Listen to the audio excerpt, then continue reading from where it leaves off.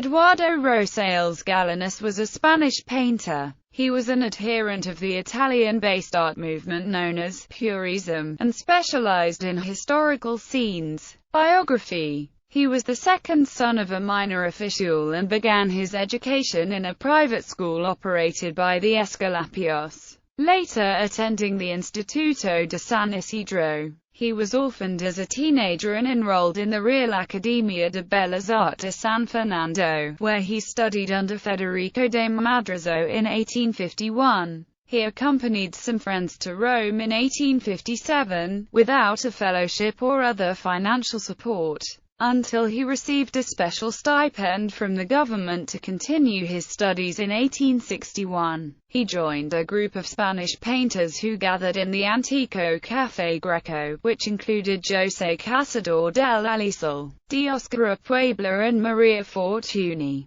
There he began to associate with followers of the Nazarene movement, but soon abandoned his interest in them and produced his first important work, Tobias y el Angel. However, he continued to be interested in developing a more realistic style, which was achieved in his masterpiece, Doña Isabel la Católica dictando su testamento. He took it to the International Exposition in Paris and later returned to Rome, where he sent a telegram to his friends Martin Rico and Raimundo de Madrazo telling him that the painting had been an outstanding success, taking the first gold medal for work by a foreigner. He was also named a Chevalier in the Legion d'Honneur. Final years. He married his cousin Maximina in 1868. They had 2 children, one of whom, Eloisa, died in infancy and was memorialized in his painting, Primeros Pasos. Rosales was in poor health himself, having had tuberculosis for many years, and made frequent visits to Panticosa in the Pyrenees, where the water was famous for its curative properties. In 1869, he left Rome for good and opened a studio in Madrid.